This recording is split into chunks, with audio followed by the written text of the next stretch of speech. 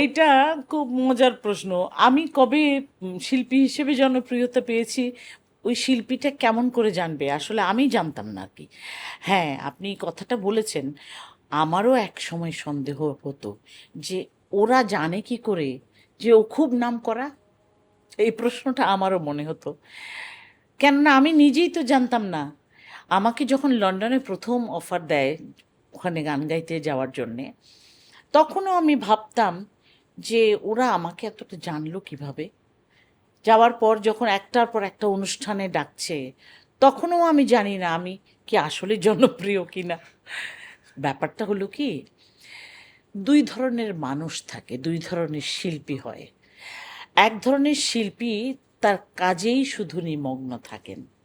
তিনি তার প্র্যাকটিসে একাগ্র চিত্তে সাধনায় রত থাকেন। ৪৫ বছর ধরে কোটি মানুষের আস্থায় পাইপের বস আরএফএল পাইপ।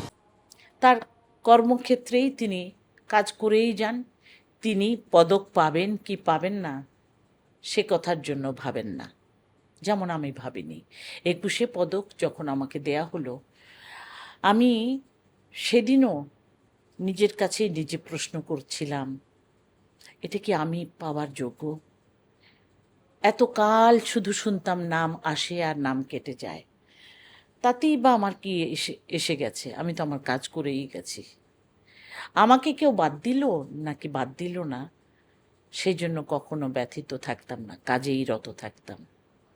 সেখানে শিল্পীকে নিজেকেই নিজের উৎকর্ষ সাধনের জন্যে একনিষ্ঠ প্র্যাকটিসের প্রয়োজন। শুধু সেই কাজটি করলেই মন শান্তি।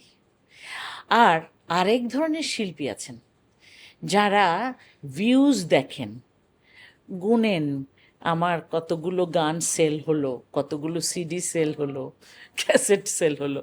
এই কাজটি কখনো কোনো দিনও করিনি বলে জানি না জনপ্রিয় আসলেও হয়েছি।